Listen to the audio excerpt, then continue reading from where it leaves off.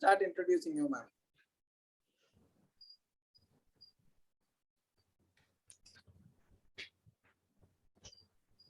Okay, it's 11 a.m. Good morning to all of you and a hearty welcome to this 8th webinar on interesting case discussions. So this time we have the group from Christian Medical College, Vellore, and we have Madam Professor Geeta Lakshmipathy as the chairperson. As all of you know, oh, he wants my video. Okay. As all of you know, Madam Geeta Lakshmipathy was the professor of neurology and head of the department of Institute of Neurology. And after her superannuation, she has joined as a senior consultant in Apollo Hospital, main Apollo Hospital. Madam was a student of Madras Medical College right through her MBBS, MD, and DM. And thereafter, she joined the service and was the professor at MIN, as I mentioned, and after superannuation has joined Apollo Hospitals. She has wide, diverse areas of interest, and amongst them, what I would like to highlight in relation to today's presentation, she is also interested in neuromuscular disorders and also in degenerative disorders of the spine. With that, I hand over to Madam for her to conduct the proceedings. The participants can post the questions. They can raise the questions when needed. And also they can post the questions in the chat box. The presenters are at liberty to stop at any time and invite opinions. Madam, of course, will intervene, and if she feels a discussion is required, she will do that. Madam, on to you, madam. Thank you, sir, for the kind Thank you, madam, and for giving me this opportunity. Today is special because all the presenters and moderators are from CMC Vellore. I have great respect for doctors from CMC Vellore because they are so dedicated and sincere in their professional work, clinical, academic, and research, and they're all very service-minded. I would like to introduce the first presenter, Dr. Angel Miraculin Jabakumari, Senior Postgraduate Registrar in the Neurosciences Department of CMC Vellore. She has stood first in the MD General Medicine in her college, and she has got certificates of honor in almost all the subjects in her undergraduation. And she is also the best outgoing hostelite from college. She has 9 publications to her credit. Her field of interest seems to be tropical infections like malaria. She has published and also presented many papers on malaria, and interestingly, melioidosis, and she has presented similar cases in conferences. She has clearly named her topic as muscle puzzle. The only clue that she's giving is the word muscle, but she may spring a surprise and it may not be a muscle disease after all. Over to Dr. Angel. Madam, from which college did she qualify? She has not mentioned, sir. I looked for it. Angel, from where did you qualify your undergraduate and MD? CMC Vellore. Oh, great. Great. No wonder. Okay, go. Yes, you can start your presentation. Thank you, ma'am. Thank you for the kind words. I'll share my screen now. Yes.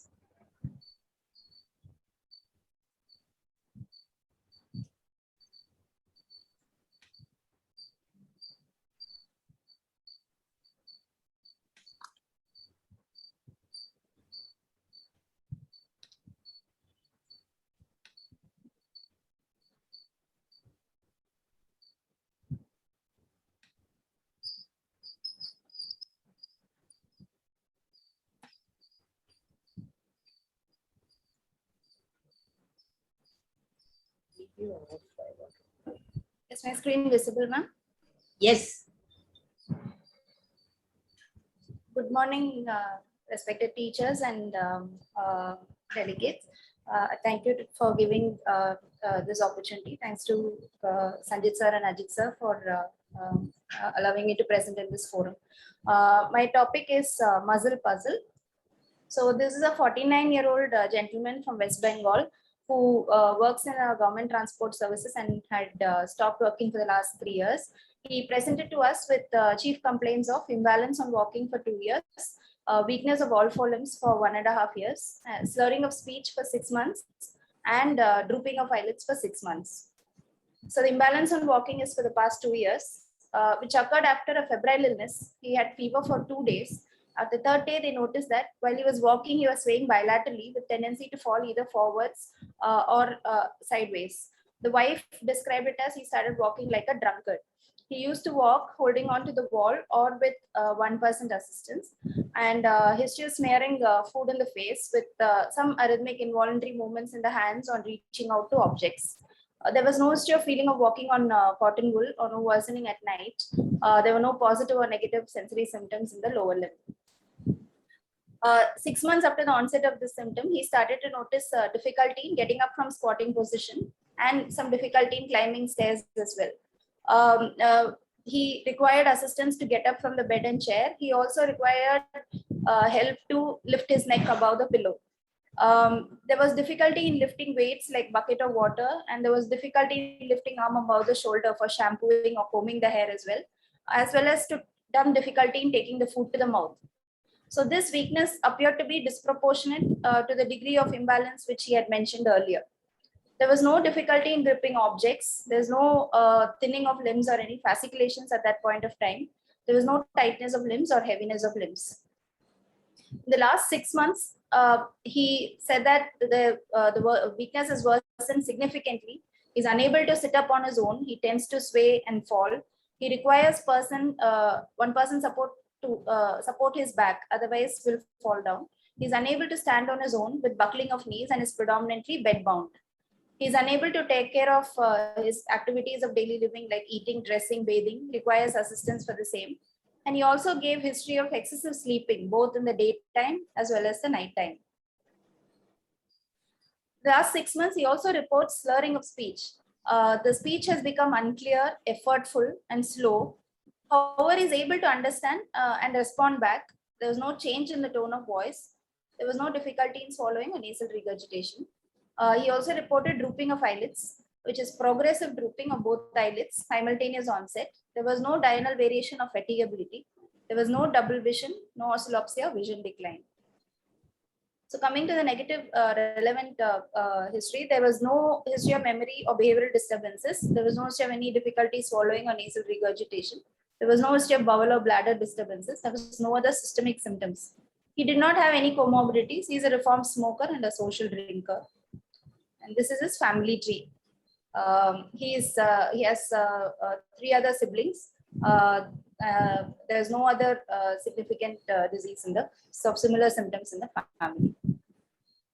So summarizing, this is a 49-year-old gentleman who presented with progressive imbalance on walking, with upper limb incoordination and intentional tremors for 2 years, with weakness of all 4 limbs with truncal involvement, onset about 6 months after the previous symptom of imbalance, and which worsened over 6 months, and with dysarthriantosis for 6 months.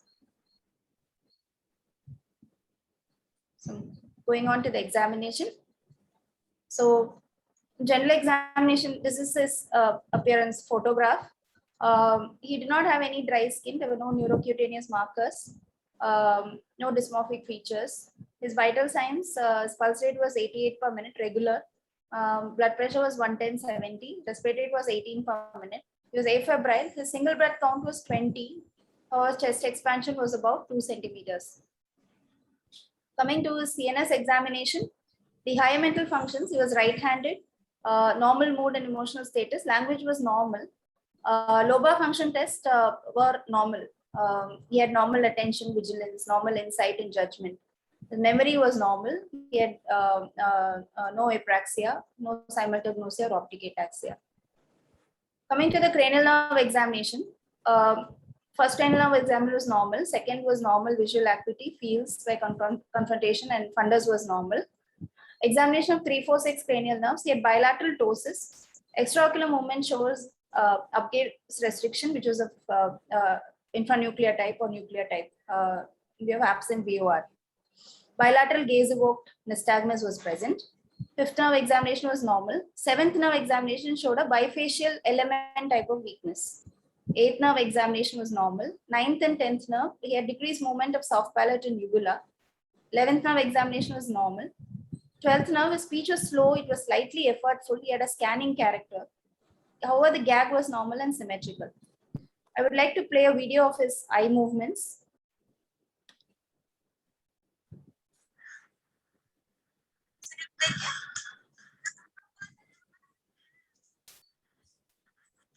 See the extremes, he has gaze evoked nystagmus.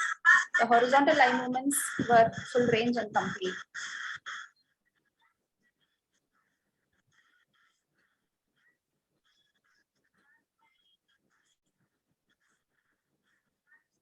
However, there was a total up gaze restriction. There was no movement of the eyeball up. However, the down gaze was preserved.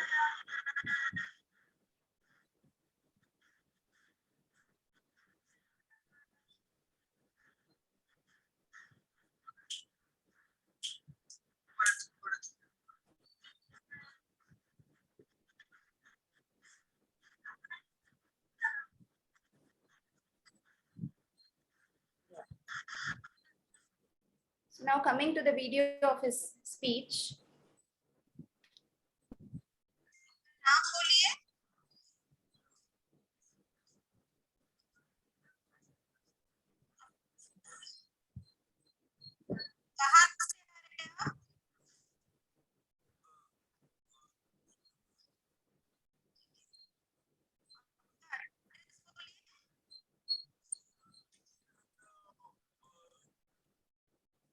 We noticed that his speech was slow, effortful, and it had a scanning character to it. आपका क्या problem है बोलो?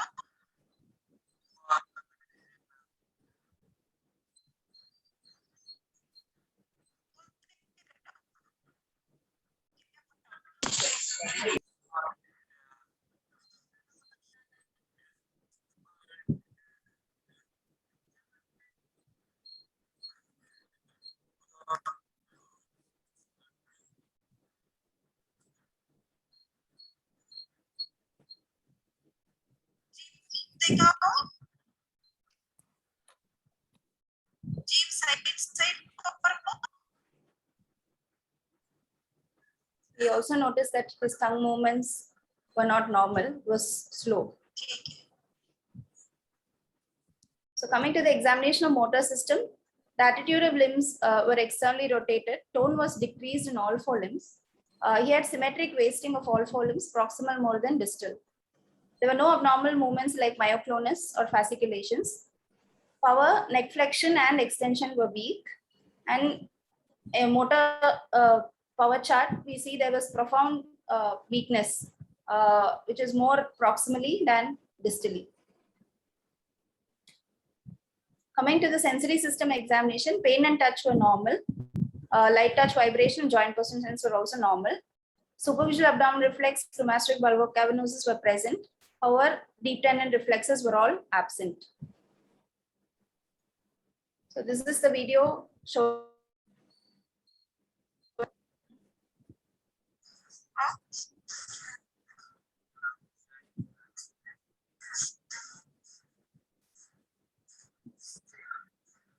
So he requires 2% assistance. He has poor truncal power as well as lower limb proximal intermediate power. And it's also important to note there were titubations as he walks. सीधा खड़ा हो. He is unable to stand straight, and while he does that, there were some minor titubation movements which were coming as he walked.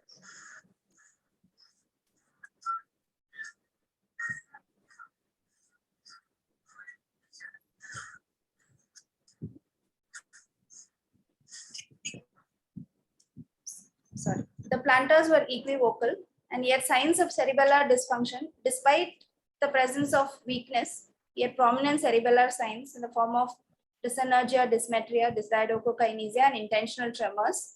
He had rebound phenomenon, which was positive. He did not have meningeal signs, and this skull and spine examination was normal. So clinical localization at this point of time, we considered brainstem, cerebellum, and connections. So features for a brainstem cerebellar pathway localization. 1 minute, Angel.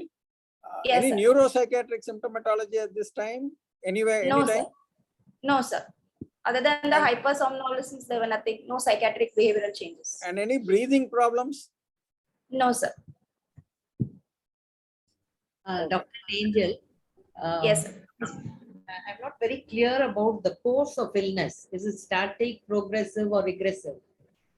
It's a progressive illness, ma'am. Started 2 years back with worsening significantly in the last 6 months. Then was he an alcoholic? He was only a social drinker, ma'am, like occasional, only during festival times is what the wife had said. Nutritionally, he was well nourished. Yes, ma'am, well preserved. And you said initially fever was there, and then forced Yes, ma'am. started. So, Yes, ma'am. was there any IV fluids or rapid correction of sodium or something? In fact, for the fever, he didn't seek medical care, ma'am. It was only 2 days. They said some low-grade fever. Only on 3rd day after he developed these symptoms, they actually went to the hospital. He was not found to have any sodium problem. Did he? No, ma'am. IV fluids. Okay, proceed. So why did we think of a brainstem cerebellar localization? Is because of the presence of ataxia, which could localize to the cerebellum and its connections. Spastic dysarthria with some quality of a cerebellar speech as well, which could again localize to the brainstem. Bilateral ptosis and vertical nuclear or an intranuclear gaze palsy that again localizes to the midbrain. Hypersomnolescence, the reticular activating system. The next symptom was a LMN quadriparesis with LMN facial and areflexia. So we were thinking whether there's an additional involvement of the radicals nerves. Because there was ptosis, we also thought of a neuromuscular junction. And muscle again was another consideration. So the differential diagnosis at this point of time was a structural involvement of the brainstem. Considering the chronic course, whether it's an inflammatory or a chronic infection, like tuberculosis or any atypical fungal infections or a neoplasm. And we also thought it could be a multifocal involvement to explain the element findings we had. The second is the antibody mediated neurological disorders or a paraneoplastic syndrome because of the multiple neuraxis involvement. Third possibility is a mitochondrial cytopathy, like a Golgi spectrum disorder, Sandoz, or a thymine transporter deficiencies, which can also present with multiple neuraxis involvement and ptosis, neuropathy type of a picture. Discussing the investigations, the baseline investigation. One thing also just mentioned that he was not taking any other alternative medicines or just to roll out the toxin part. Was not Yes, sir. taking any. Yes, sir. He was not on any native medications. Louder, please. Angel, do you want to pause for any questions? Yes. Yeah, you can throw it open for Discussions. people to give their comments. Any volunteers?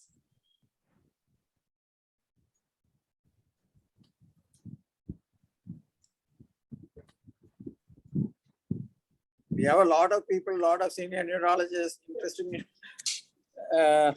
in clinical material.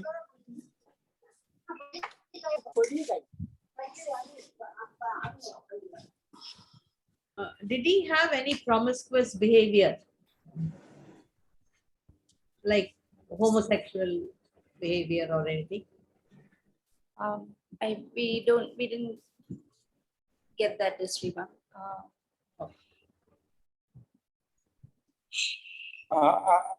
Okay, as Angel is mentioned, she has very well delineated the structures which are involved. Of course, he has A a little predominant- louder, sir. Not audible, is it? Okay. Audible partly, sir. Can you Am I audible please make now? it loud? Yes, sir. Yes, sir. Yes. Okay. Thank you. The primary problem when it started seems to be ataxia, which was cerebellar by description and by the findings. And thereafter, he has had a quadriparesis, which is of a lower motor neuron type, associated with oculomotor as well as bulbar involvement, which he has already mentioned. Yes. So with absent reflexes as well. So it boils down to a condition which has produced ataxia, cerebellar nature, and then progressive quadriparesis of a lower motor neuron type with bulbar and oculomotor involvement. With no other clues regarding any other etiological factors. And it is of 2 years duration and progressive. Because of the short duration, amongst the differential diagnosis which she has mentioned, I would probably choose an antibody mediated neurological disorder. But the difficulty for me is to say which one of those. Of course, there is no neuropsychiatric manifestation. There is no movement problems, movement disorders as well. No stridor. But with an involvement of the sleep as well, I would sleep, ataxia, oculomotor disturbance. Yes, I would think of IGL-ON5. But I am not sure about the lower motor neuron weakness, which is mentioned, which is significant in him, which I am not sure whether it is part of the IGLON. If it is not so, then again we'll have to think of some other immune mediated antibody disorder. Now, which one of them would fit into it? Again, I think we'll have to screen for antibodies and try to find out and then look into the literature to see whether any of these would fit in. Mitochondrial, we consider mitochondrial whenever there is a multi-system disorder. But unfortunately, many a times we don't find it. But since he has significant muscle weakness in the sense of low motor neuron weakness, it is also a possibility, as she has mentioned. So my first take, as she has already mentioned in that order, antibody mediated neurological problem or possibly a mitochondrial one. Thank you.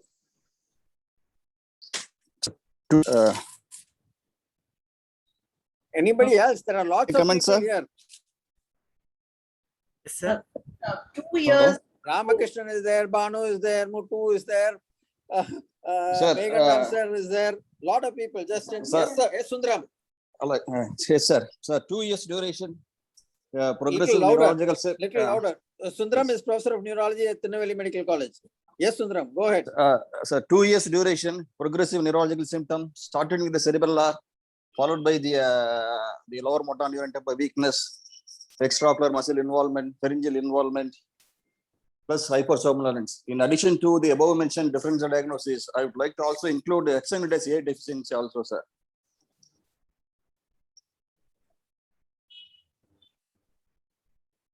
Hexosaminidase A is also thrown in. Yes. Yes. Yes, sir. Some of the pediatricians, Ramakrishnan, Meghanand, do you subscribe to hexosaminidase A? Sir, Justin. Hello. Justin, yes, sir. Please Yes, come in, sir. Justin. Good morning, sir. Sir, as already mentioned by you, sir, there is brainstem, there is cerebellar sign and multifocal involvement with the muscle and nerves. Possibility, you mentioned about the autoimmune. First possibility is IG-long 5 because of the sleep disturbance and other things. Another, we have to think in terms of infective is, are we dealing with the Whipples? Because characterized by the brainstem, cerebellum, again muscle, hypothalamic involvement, and root. All this can be explained with the Whipples also, sir. Thank you. How about GQ1B? The phenotype fits in, but there is a progressive involvement and to a significant extent quadriparesis of LMN involvement. Can we consider GQ1B also here? Chronic. Ajit, you wanted to say It's something? a very chronic presentation, sir. Like Yeah, correct. Yes. Agreed. Yes. But the clinical features, Yes, sir. initially the subacute onset Yes, sir. with ataxia and oculomotor involvement and areflexia all Yes. suggest a GQ1B. But then the point is it's progressing and evolution with significant weakness. Yeah, atypical, very atypical. Sir, Whether the hepatosplenomegaly is there? no organomegaly. No, sir. Yeah. So would you like to discuss the lower motor neuron involvement that we felt that was the meaning in the subsequent slide you'll come across that was the clue which gave the diagnosis just discussing.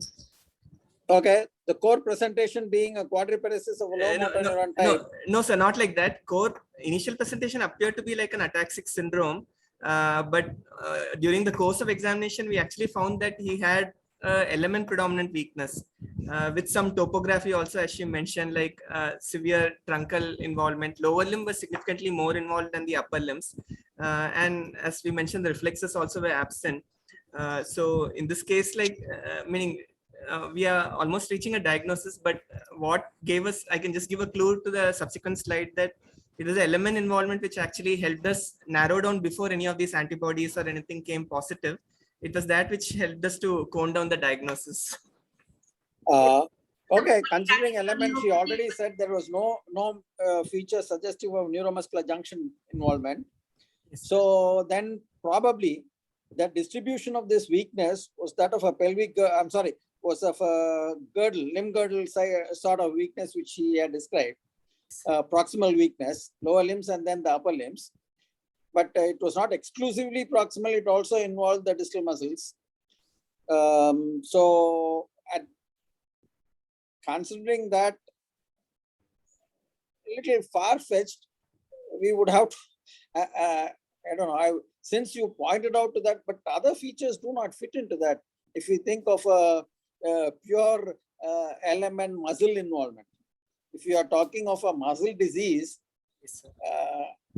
difficult to fit in cerebellar and bulbar and oculomotor involvement unless it is, as she pointed out, a mitochondrial involvement. I am not able to think of some other muscle disease which could go in with it. Even if it be a autoimmune mediated muscle disease, I am not sure which one of those have these cerebellar and brainstem features. Or let's say brainstem features.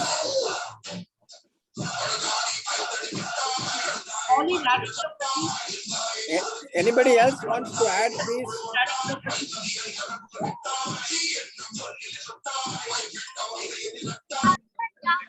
Hello, sir, Vijay. Yes, Vijay, please go on. Please go on. I came in late. I don't know the exact. What's the age of the patient, sir? 49. Oh, 49. Okay. Could it be some form of storage disorder? Late onset. Yes, sir. Certainly possible. Yes, go ahead. Was there any fatigue initially to start with? Severe muscle fatigue, exercise-induced intolerance?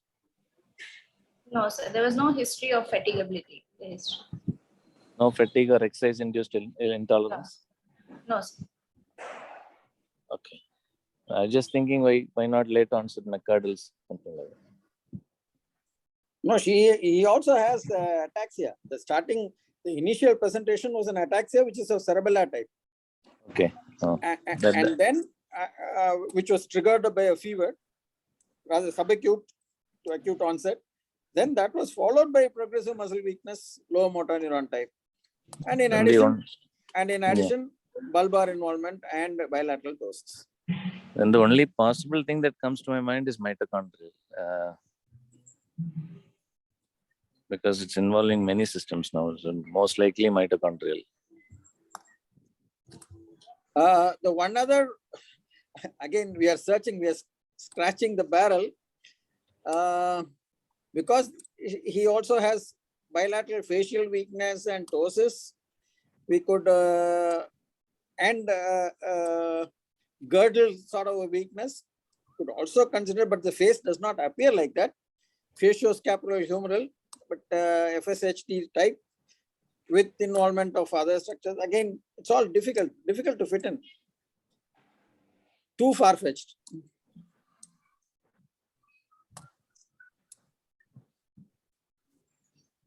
Yes, Ajit, do you want something more?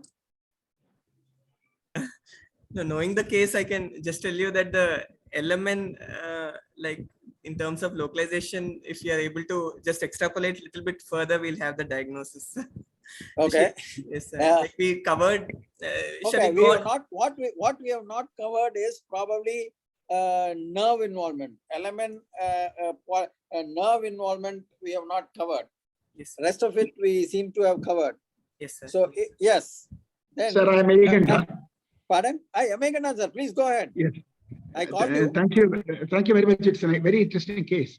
But since you asked about hexosaminidase deficiency, initially I was thinking about it. Any case which you have diagnosed and we have established, very difficult. So very difficult to diagnose clinically or suspect.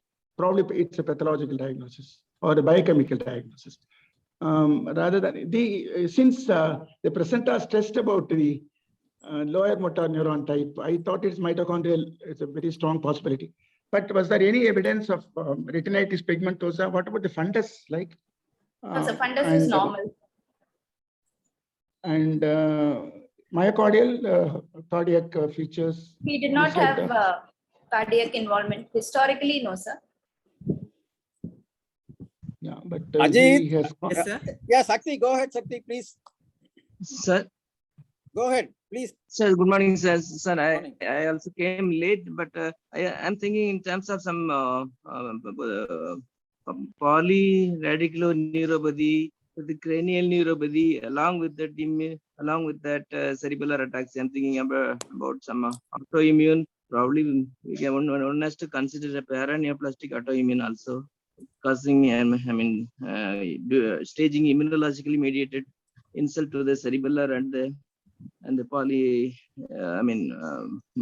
peripheral nerves and cranial nerves. One has to consider, I think. Thank you, Sakti. Ajit, Yes, sir. that's exactly what I was trying to say now, since you said extend your discussion on lower Yes. motor neuron. Yes, sir. So we can consider a polyneuropathy with Yes. cranial involvement, and I would take the sleep also into consideration and insomnia. Yes. So I would narrow it down to probably a VGKC, Okay, sir. probably a Casper-1 Okay, sir. antibody mediated syndrome. Sure, sir. That is one which I can add on. Sure, sir. Sure, sir. Sure, sir. But all the features, I do not know whether they fit in with that. Sir, the late onset. Yes, is a Justin, go GM2 ahead. Sir, GM2 gangliosidosis, late onset. Yeah, predominant motor involvement, yes. Motor involvement. But, No sensory, sir. Not, Only- yeah, predominant motor, but not, yes. It's a radical, predominantly radical, as mentioned by Ajay, predominant of radical involvement. I don't think we can, we can say that. Yes, sir. It's a polyneuropathy also can produce a proximal involvement, absent reflexes, no fasciculations. So it can be either a radical or polyneuropathy, either of them, or a radiculoneuropathy, as most often we say. Yes. Late onset Tay-Sachs GM2 gangliosidosis can be think of, sir. Yes. Yes, sir. Yes, sir. Shall we What proceed? about cerebellar ataxia, Justin? Sir, we can explain the cerebellum also. So it can involve in the cerebellum also, sir, gangliosidosis. Okay. They will have ataxia, predominant of lower limb ataxia, sir. Okay. Shall we proceed, sir? Yes, please. Madam, we'll proceed, madam. Yes, please. So coming to the investigations, his routine blood investigations were within normal limits. His hemoglobin was 16.1, counts were normal, electrolytes were normal, creat thyroid functions were normal, LFT was normal. His CPK was 29. We screened his blood lactate, which was 0.7. We also did the immune workup, ANA, TTG, GAD antibodies, onconeural antibody profile. Everything was negative. His serum biotinase levels were also normal. His chest X-ray was unremarkable. His imaging showed some features of cerebellar atrophy. However, there were no signal changes in the brainstem or thalamus. His CSF after the imaging showed 4 cells. Protein was 94, glucose was normal, and CSF lactate was 1.7. So now coming to the nerve conduction studies, this shows features of a motor axonopathy. The latencies were normal, the conduction velocities were within normal limits. His, The amplitudes were less, no? Yes. yes, sir. Reduced. Distinctly amplitudes were involvement of the decreased. yeah. Yes, sir. The sensory nerve action potentials were within normal limits. And needle EMG showed very small motor unit potentials, and the interference pattern was myopathic. So what is the missing piece of the puzzle? F waves. I see Banu madam has been silent. F Banu waves. madam, please Sir, go ahead. I just want the values of F waves. I somehow missed that. The Now previous slide, conduction is normal, amplitudes are down. What about the F waves? F wave latencies yeah, normal, ma'am. near normal. Yes, ma'am. No, I was just thinking in the beginning whether it was, bigger stuff and stuff, but the duration was too much to tell that. So I was just thinking on those lines of inflammatory demyelinating. Can you go And to I the, think we have to wait for some more findings. can you go Yes. to the motor conduction part? Yes, ma'am. Motor conduction seems to be predominant axonopathy. Yes, ma'am. Amplitudes are all reduced, much more in the lower limbs. Yes, ma'am. And there is not a symmetrical, there's an asymmetrical reduction amplitude. Right, tibial seems to be good. 6.5, left tibial, okay. I don't know, this It's an peroneal seems to acquired, be much more than the tibials. Tibial seems to be better preserved than the peroneals. I don't know. so it's an acquired axonal involvement But without with normal F waves and a myopathic pattern on EMG. how would you talk about this difference between the peroneal and the tibial conductions? Any specific pattern of muscular weakness you found? Patient had a proximal predominant weakness, ma'am. Proximal intermediate Yeah. of the but lower with- limb and truncal also, with bilateral ptosis, mild upgaze restriction. Bulbar was minimally involved. Yeah. So I'm sensory dystrophy- asking on the conduction. Yes, ma'am. No, nothing like that, ma'am. It was See, because peroneal- here peroneal amplitudes, you're finding it as 0.7, 0.6. Yes, ma'am. Okay, whereas the tibials is 6.2 and 5.5. Yes, ma'am. So I was just wondering, there's so much of difference between the two, Yes, ma'am. even in the legs. When the other side is 4.6, 2.5. Yes, ma'am. Compared to the tibials, the peroneal seems to be much more involved, though the conduction velocity is not much different. Yes. And the latencies are not so much involved. Is there anything, any specific pattern here? No, ma'am. Even the amplitudes of the upper Exact- upper limb nerves also is low. Exactly. Yes, sir. That I agree, sir. No, Definitely I it is got your low. point, Banu madam. Huh? I got your Huh? point. The peroneal seems to be more involved than the tibials. That's your point. Yeah, and I think the tibial amplitude seems to be better preserved. I would expect it to also to be involved compared to the others. Tibial Correct. 6.2. Right. The point is that it seems to be that the tibial seems to be almost normal amplitude, whereas all the other nerves seem to Others show are lower affected. amplitude. Yeah. Okay, that's, I don't know, but that was something which I thought was standing out. Okay, Sanjit sir, you want to add on, sir? please go on. Was CSF cytology done? 4 cells, madam.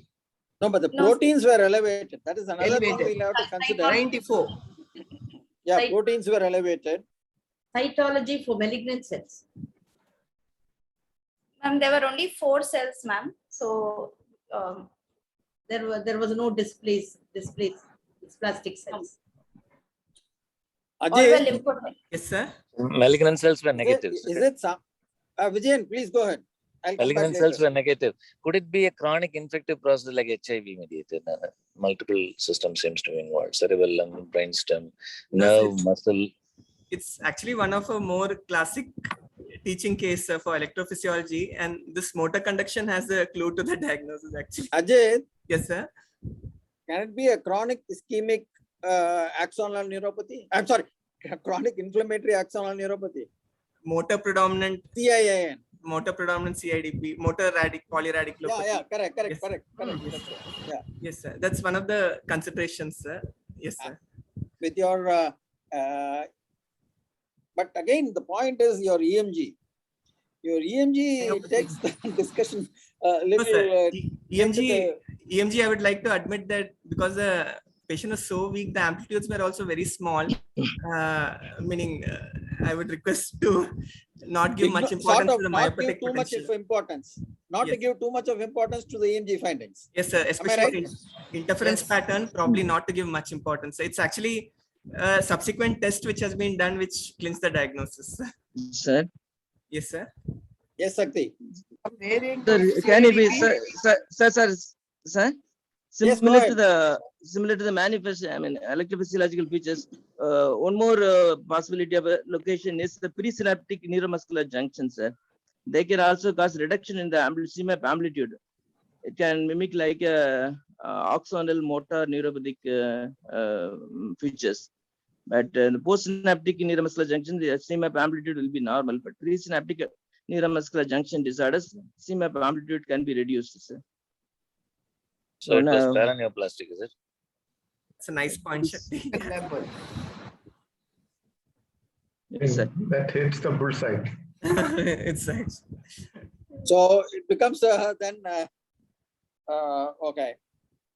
A presynaptic neuromuscular junction disorder.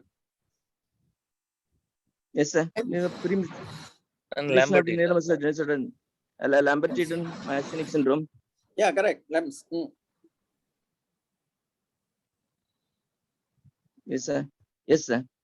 Can do? I think we can do a RNS, high frequency RNS. Yeah, that's the other test which Ajit was saying. We did another test which gave the clue. Okay, sir. Maybe it Okay, was sir. RNS. Sure, sir. Thanks. Okay, sir. Thank you, Sakti. Thank you, sir. Thank you, sir. Thank you. You got it. Yes, sir. You clinched it. So this is a clinical clue which we got when we examined his knee jerk. You see, the first tap and the second tap, we don't see the contraction. However, the subsequent taps we can see, we can concentrate on the calf muscle, the reflex comes. Oh, the ankle So jerk, this is yes, sir, ankle jerk. not the knee jerk. Yeah. So you can see the reflexes elicitable after the fourth and fifth taps. Okay. This is consistent with the phenomenon of delayed enhancement of reflexes. And this is our repetitive nerve stimulation test at 3 Hertz, which actually shows decremental response, which is positive. But we're not seeing the standard in the U-shaped decremental curve, which we usually see with postsynaptic neuromuscular junction defect. Decremental, incremental. This is The decremental U-shape with is decremental, 3 Hertz. incremental. Yes, sir. Yes, sir. Yes, sir. And at the 30, this is a post-activation exhaustion, which is again showing a similar decremental response. And this is the repetitive nerve stimulation at 30 Hertz, which shows the incremental response, where we see the CMAPs going up from 7.8, the 2.5 millivolts to almost 9, more than 250% increase in the amplitudes. So there is this delta P score for prediction of small cell lung cancer in patients with LEMS. So which comprises of dysarthria, erectile dysfunction, loss of weight, tobacco use at onset, age of onset, and the Karnofsky performance score.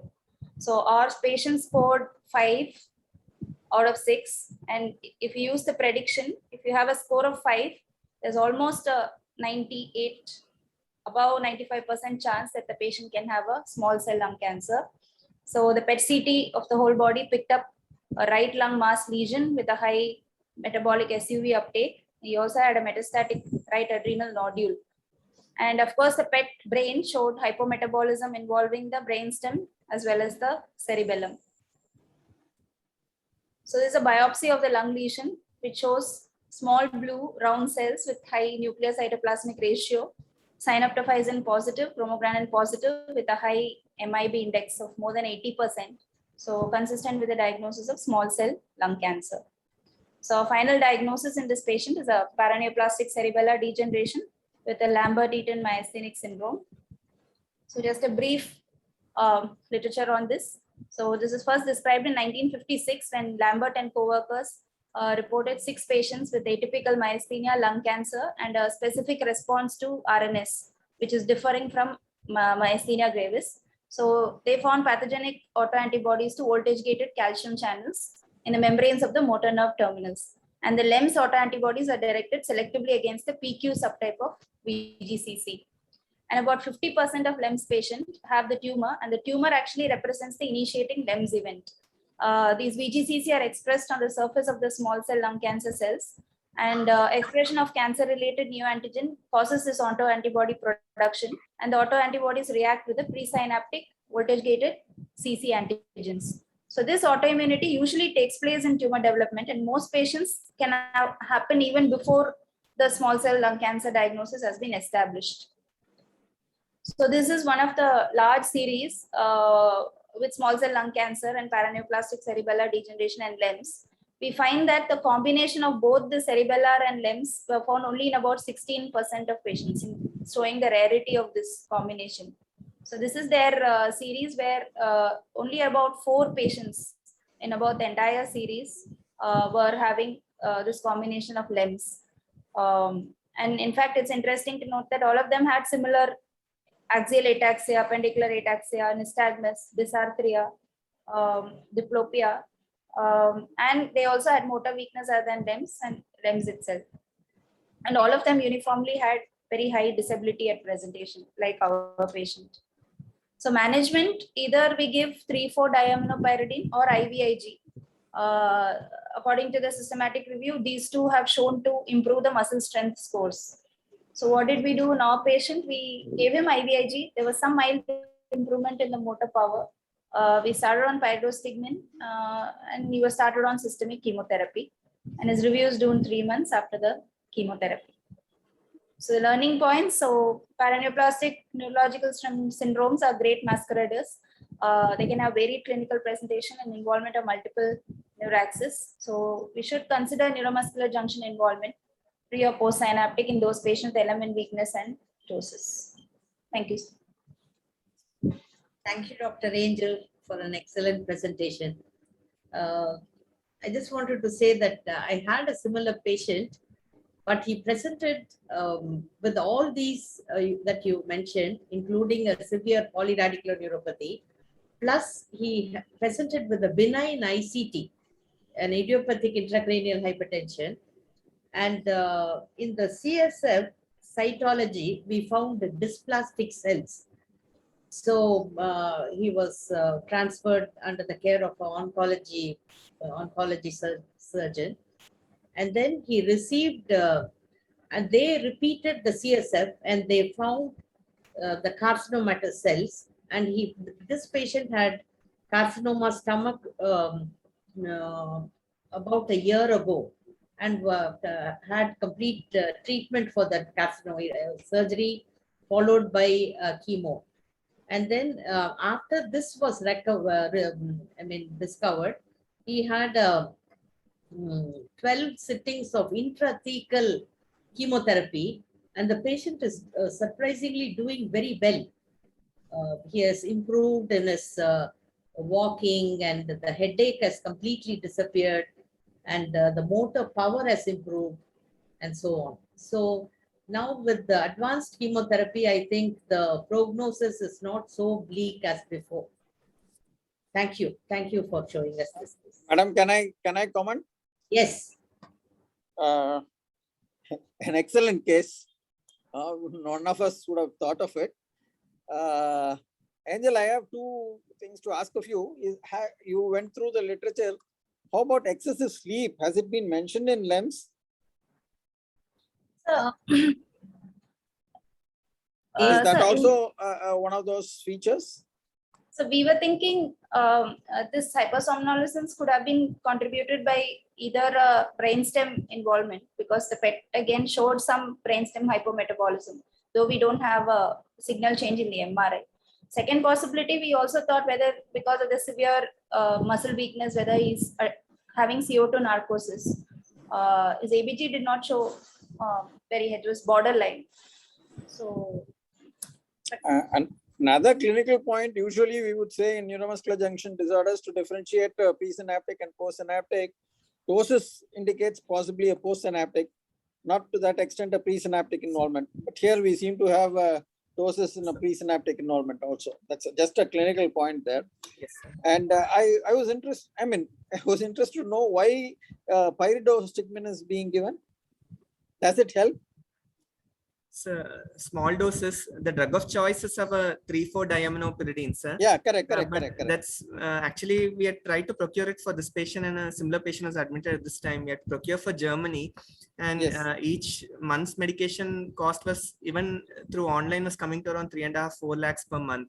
Correct, yes. So the earlier analog of 3,4-diaminopyridine is the 4-aminopyridine, which we have been using in patients with multiple sclerosis and spasticity. So the delphampridine, the usual yes, brand which is available, 5 to 20 mg per day. It was a initial progenitor which was tried out in patients with LEMS. 3,4-DAP has been shown in evidence that it will helps in neuromuscular weakness. The 4-DAP was started for this patient, sir. Only thing, we can't go very high up on the doses because it has significant CNS toxicity like seizures. So in addition to pyridostigmine, we had started a very small dose of 4-aminopyridine also, that is delphampridine. We couldn't procure 3,4-DAP. That's why we didn't give it, sir. Thank you.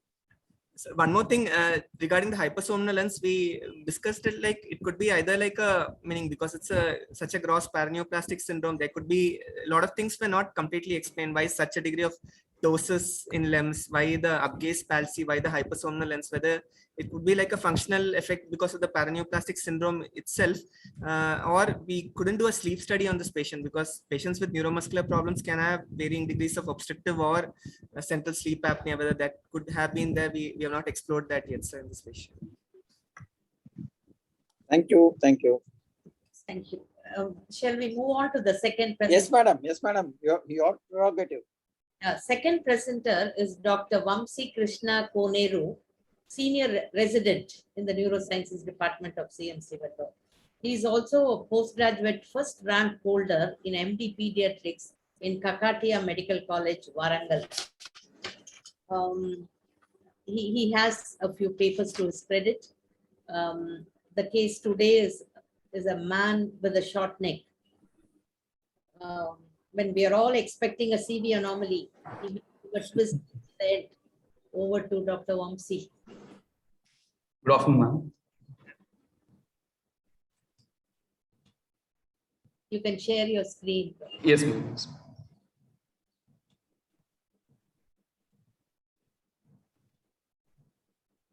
Is my screen visible, ma'am? Yes, please. Can not the full screen yet? Yeah. Good afternoon, sir. I'll be presenting my case. This is an interesting case, an unusual differential for a short neck.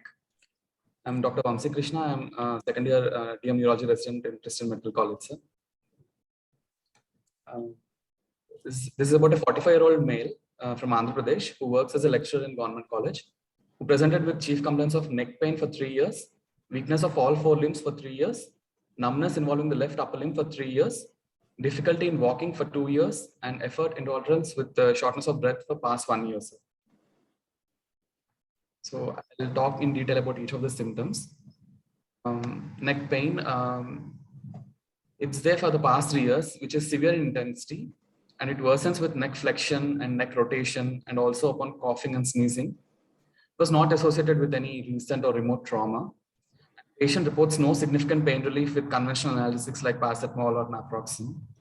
He says that gradually over the past 3 years, the neck pain went on to involve the whole body, including the trunk and lower limbs and upper limbs, and is unable to perform his daily activities secondary to the severe pain. And regarding the weakness is involving all 4 limbs, and it is there progressively worsening for past 3 years. And he mainly complains of difficulty in getting up from squatting position, difficulty in lifting arms above the level of shoulder as and while changing t-shirt, and difficulty in holding and bringing a bottle full of water to mouth. But he denies any difficulty in buttoning or unbuttoning or in mixing food. And there's also no difficulty in holding slippers or clearing the leg off the ground. And there's no history of any thinning of limbs or muscle twitchings. When probing, we found out that the discomfort due to pain is the main cause rather than weakness per se in this patient. And then he also complains of numbness involving the left upper limbs for the past 3 years.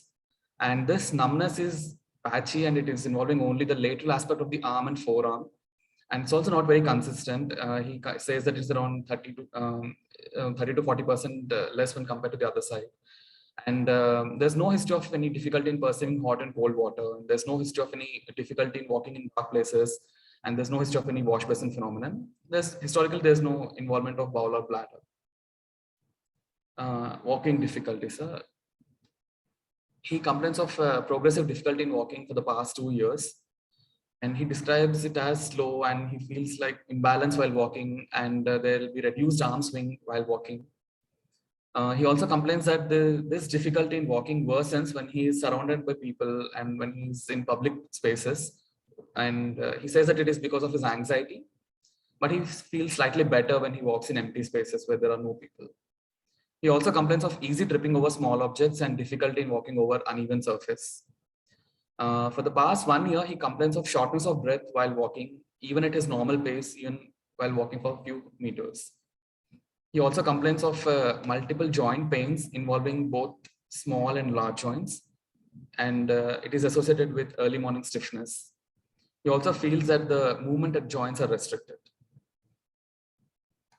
Apart from this, he also complained of some important things. He noticed from past few months that he had intermittent episodes of abnormal profuse sweating involving whole body, not associated with any exertion or any warm temperature. He says that even while he's sitting idle in AC room, he will tend to have these sweating episodes. These episodes would last for a few minutes, followed by spontaneous resolution. He also complains of significant low mood, reduced sleep, anxiety, and he gives history of suicidal ideation, mainly because of the pain. There's no history of similar complaints in the past, and there's no history of similar complaints in other family members within 3 generations. He's not having any known medical comorbidities, and he's not on any regular medications. There's no history of usage of any indigenous medications prior to or after the onset of the symptoms. He consumes mixed diet and has no addictions. He had been evaluated previously outside in multiple hospitals, but achieved no symptomatic relief. In summary, this is about a 45-year-old gentleman with 3 years history of progressive pain, starting in the neck and going on to involve the whole body, with painful restriction of movements. On history-wise, it looks more like a proximal predominant weakness involving the upper and lower limbs, along with imbalance while walking and shortness of breath with intermittent episodes of profuse sweating. Going by this history, we tend to localize this to high cervical cord myelopathy, like CV junction anomalies, compressive versus non-compressive cervical myelopathies, or element disorder with prominent autonomic dysfunction was also considered as a possibility. Does he have any sphincteric problem? Sorry, ma'am? Any urinary complaints? No bowel and bladder involvement. In your summary, should you not mention about the polyarthritis, whether he has any rheumatoid or arthritis? So he was complaining of joint pains, ma'am, and he feels that this movement across the joints is restricted. But he doesn't complain of any fixed deformities as such, and it's been for 3 years, and it's mainly it's because of the pain which is tend to be present across the joints. Did you think of atlantoaxial subluxation due to? Yes, definitely, ma'am. Definitely, ma'am. Yes, ma'am. Right. Okay. Proceed. Thank you. On examination, His vital signs are stable. His pulse rate of 88 per minute, regular rhythm. Blood pressure was 110/70, respiratory rate of 18, and he was afebrile. There were no neurocutaneous markers, and there was no obvious respiratory distress on examination. There was no orthopnea, and chest expansion was 3 centimeters. And he had a short neck. Neck to height ratio was 19:1. And on examination, we can see that his scapula on the left side is more prominent than the right side, and it's elevated when compared to the right side, with the concavity towards the left side, and has got a lumbar lordosis as well. CNS examination, higher mental functions are normal. No cranial nerve abnormalities as well. Motor system examination, bulk was normal. Tone is mildly increased in all 4 limbs, proximal more than distal, along with the prominent axial rigidity. Power assessment was limited because of painful restriction of movements. I'll show them in detail in the next slide, ma'am. There were no abnormal movements. He had near normal power, ma'am, on examination, and though his power seemed to be low, especially involving the proximal muscles, it is mainly because of the pain that his movements were restricted. Sensory system was also inconsistent. He complained of reduced fine touch and pain involving the lateral aspect of the left arm and forearm. He says that there is about 30 to 40% reduction in the sensation to fine touch and pain on the left side when compared to the right side, but there is no sensory dissociation. And all the superficial reflexes were present, ma'am, and all the deep tendon reflexes were exaggerated. His Hoffman's reflex was positive and plantars were bilaterally extensor. Regarding the cerebellar examination, had a broad-based gait while walking, but rest of the other cerebellar examination was normal. There were no meningeal signs. Regarding skull and spine, head circumference was 57 centimeters, which was normal. And his neck height ratio was 1:19. He had kyphoscoliosis and lumbar lordosis. 8, he had a broad-based stance and broad-based gait. I'll show you the video. Neck appeared tilted towards the left side, had a slow gait with reduced arm swing.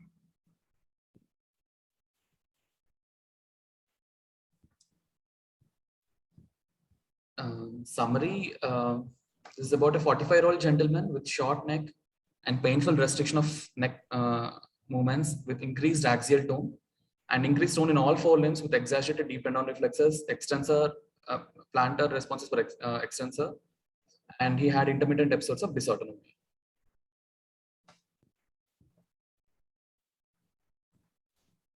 So the clinical differentials that we have considered in this case was because he had a short neck with kyphoscoliosis and with associated cervical pain and long tract involvement in the form of increased tone and exaggerated deep tendon reflexes and questionable sensory loss and dysautonomia. First differential what we thought was CV junction anomaly with the consequent cervical myelopathy. However, he did not have any lower cranial nerve involvement and there was no bowel bladder involvement, though pure motor presentations are known in CV junction anomalies. The second differential was the cervical cord non-compressive myelopathies with severe spasticity and consequent musculoskeletal deformity, as in what we see in either inflammatory disorders or like white matter diseases or in HTLV infections, or any inflammatory arthropathies involving the axial skeleton, like in ankylosing spondylosis or rheumatoid arthritis, which can present with CV junction anomalies. The other differential what we consider was stiff person syndrome. Can you pause that, Vamsi, with the previous slide? Sir? Can we discuss this, sir? Like any thoughts on the differentials?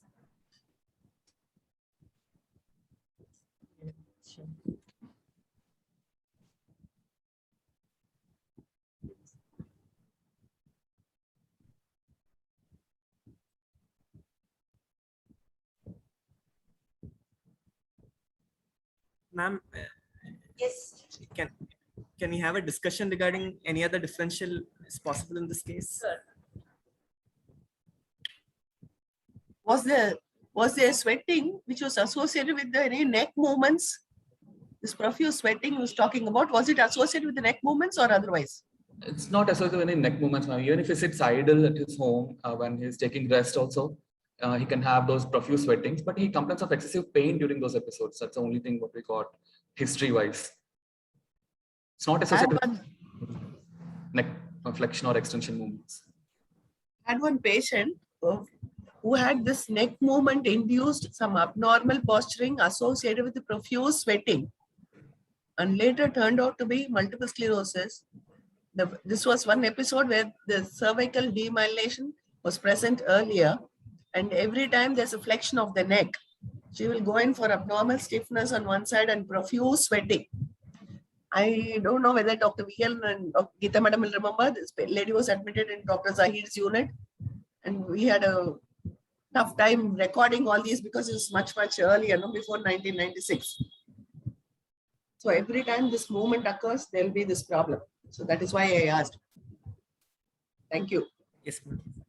Only thing is, you mentioned that everything, all the findings are very symmetrical, isn't it?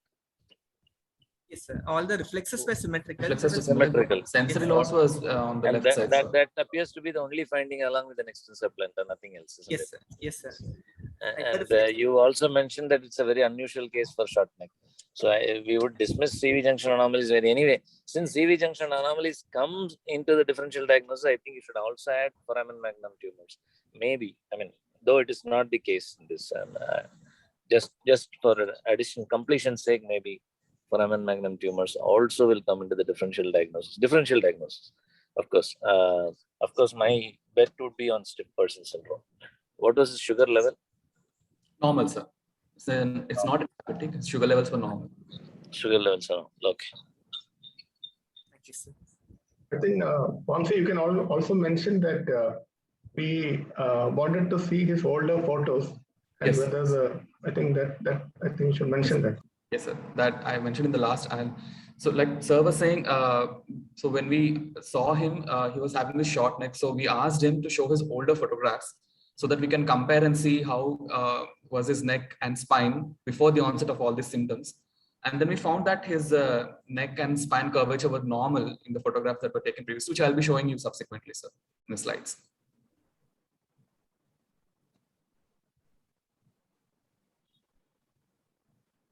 Shall I proceed, sir? Proceed. Then let me put my money on stiff person syndrome. We'll go through that, sir. So his baseline investigations were normal and chest X-ray was normal. And this is an MRI spine, sir, which did not show any basilar imagination. There are no structural abnormalities and there's no signal change involving the cervical spinal cord. This is a nerve connection study which showed normal CMAPs, normal F-waves, and normal snaps. Then we did the needle EMG, sir. This is a so needle EMG basically showed continuous motor unit activity involving the T4 paraspinal region, sir.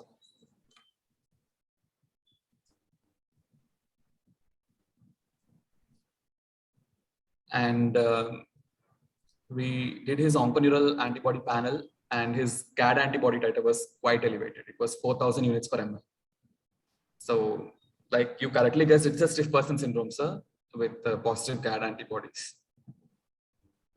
Regarding our patient was initially evaluated extensively outside multiple hospitals and was labeled as CV junction anomaly. But it was his old photograph which helped us to clinch the diagnosis, and we came to know that it's a neck, quite short neck. It's not a short neck which he had from the birth. And he didn't report, but the odd points were that he didn't report any overt spasms or stimulus sensitive phenomenon which is commonly seen in stiff person syndrome. And he had the onset of symptoms mainly in the neck, and he had bipyramidal signs including extensor plantar responses. So initially, we also evaluated him for acquired causes of short neck, like metabolic abnormalities as seen in Paget's disease or inflammatory etiologies like rheumatoid arthritis. We also thought of evaluating whether there is any dynamic cervical cord compression with normal cervical spine. So this is old picture. This is the left one is his picture when he was young. It was almost like 7-8 years back. At that time, he was not having any short neck and his shoulders were at the same level. And then these are his subsequent images at the time of admission. We can see clearly that there's a short neck and then he has got a Sprengel's deformity and exaggerated lumbar lordosis. So we treated him with the 2 gram per kg of IVIG and steroids. And we started him on diazepam 15 mg per kg per day and baclofen 20 mg per day. And we also initiated long-term immunomodulation with rituximab. He showed significant improvement post-treatment. He was very happy at the time of discharge, and his neck height ratio, muscle stiffness, muscle strength, everything has improved at the time of discharge. And the paroxysms of sweating have also improved, and he's currently independent for all his daily living. The neck height ratio initially was 19:1.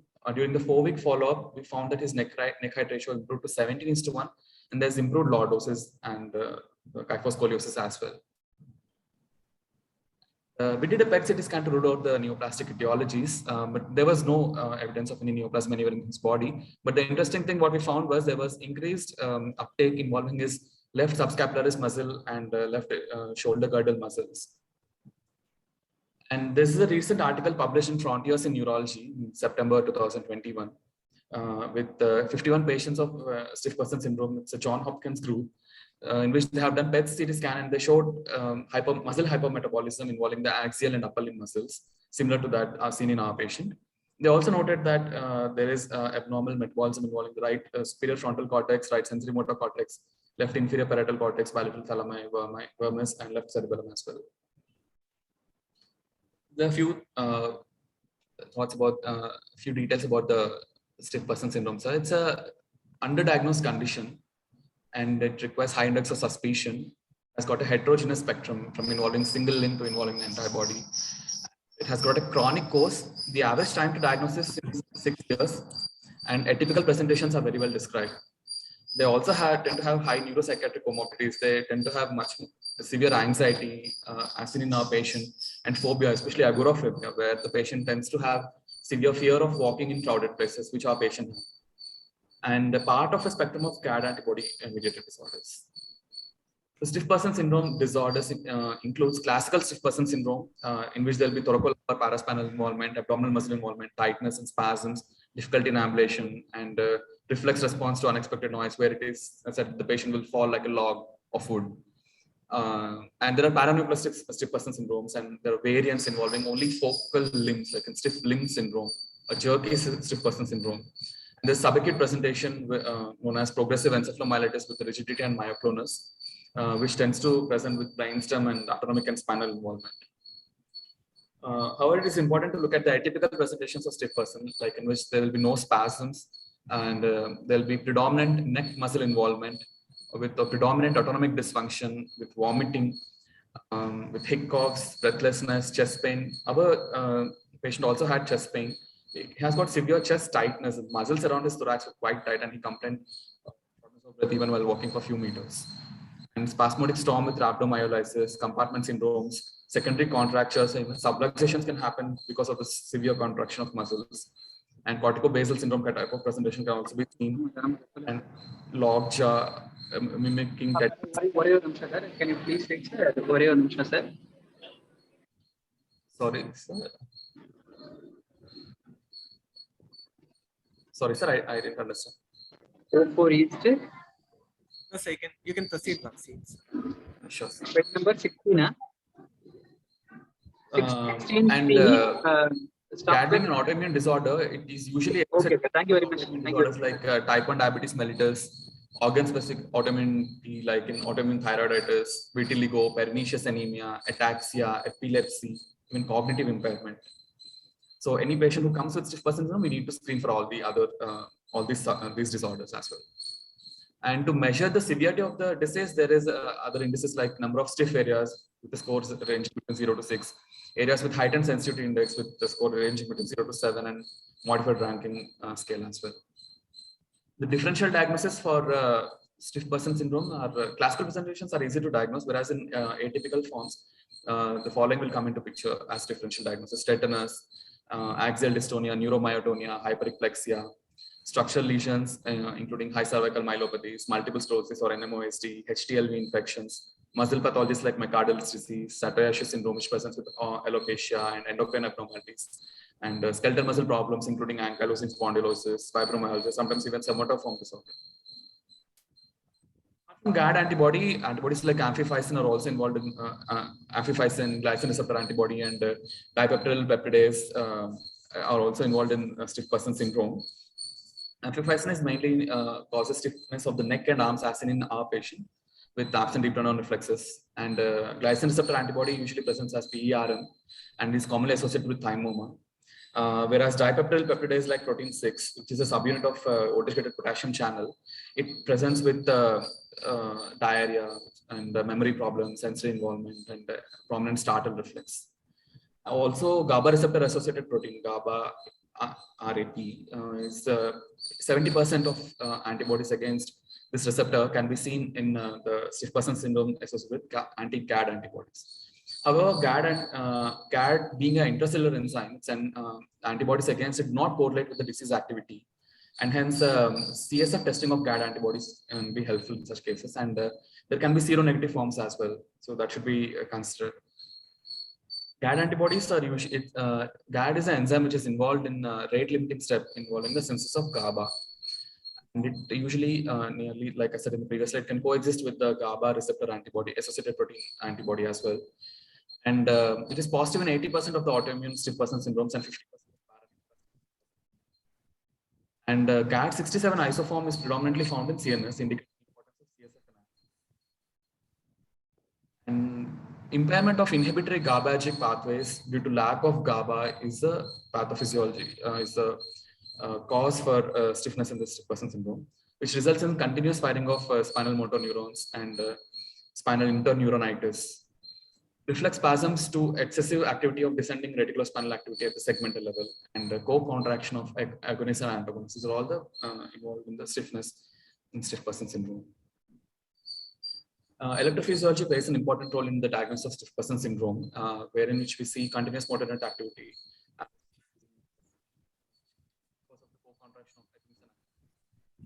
And this we'll see in subsequent slides.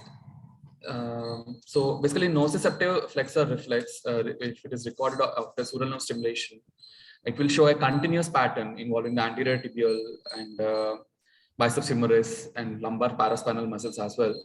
And with enhanced contralateral response, you can see it in the right tibialis anterior as well. For a comparison, this is the one on the right side is what we see in a normal subject. And they also tend to show enhanced response to startle reflex, even at low volumes and without any habituation.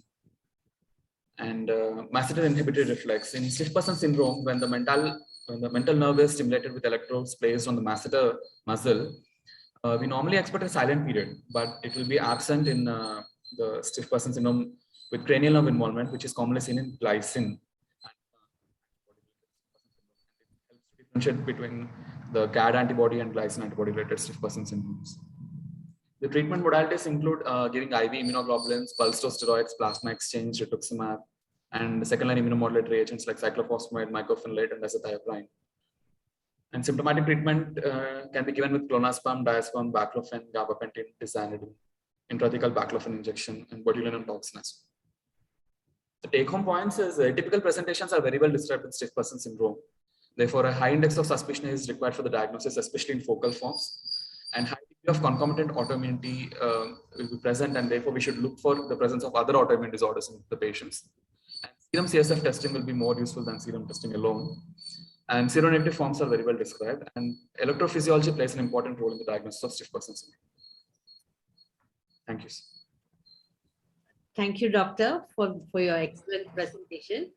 Somebody in the audience put their money in stiff person syndrome. Yeah, so Vijayan, it was Vijayan, neurologist from Coimbatore. Me, madam, I had Vijayan. two cases. One was chronic and one was subacute. The chronic one was a male, similar age group, 45. He used to take diclofenac sodium every alternate day for past 15 years before I saw him, and then made a diagnosis of stiff man syndrome. Of course, the clue was he also had an elevated blood sugar and his HbA1c was slightly elevated. Anti-GAD antibody was positive, gave him rituximab, and for some time, pulse steroid followed by rituximab. For some time, I also put him on mycophenolate. Now he is only on clonazepam. He's under regular follow-up.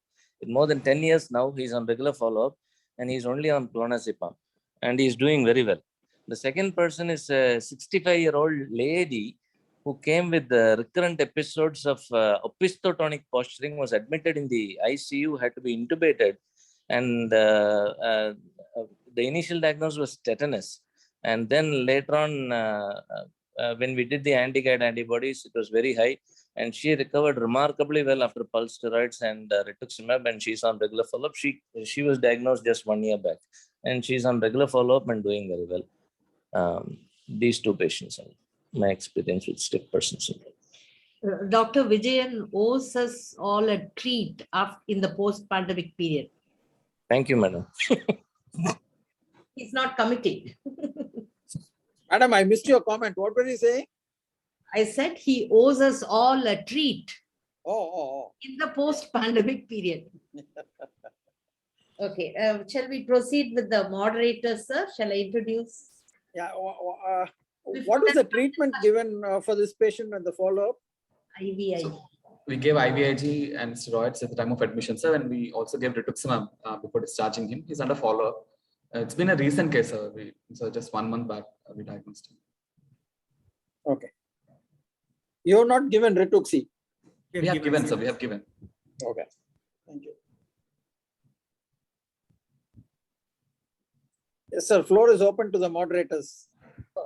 Comments. I would like to introduce the moderators. Dr. Ajit Sivadasan, Professor of Neurology,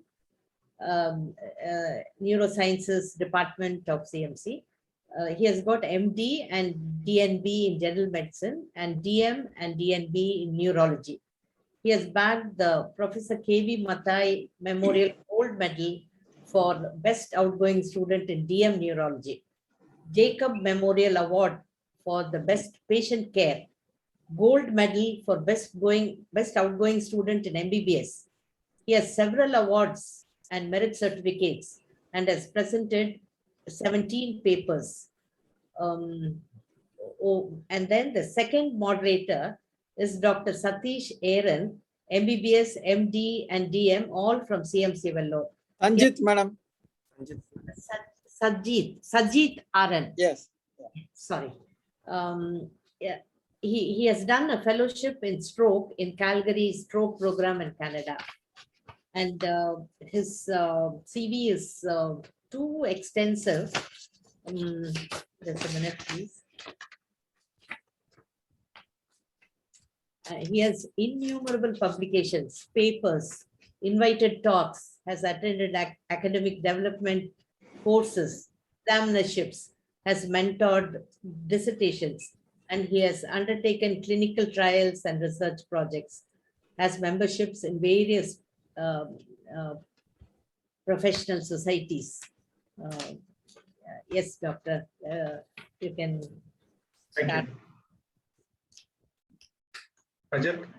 Yeah, thanks a lot, ma'am, for the very kind words, and thanks for inviting us to present these cases here. It was a great learning experience for all of us. I'd like to hand out, and thanks to Natarajan sir also for inviting us. Thanks a lot, sir, for inviting us for these cases. It's a reverse case, Ajit. It's a learning experience from us, from you people. And Yes. that is why we want this to go on. We Yes, sir. should thank you for having come and participated in presenting these excellent cases Yes, sir. from which we learn so much. Yes, I sir. thank you and Sanjit, of course, and Thank you. all the both the presenters, Angel as well as Vamsi, for that excellent cases which you have chosen and presented. Madam, you can conclude, madam.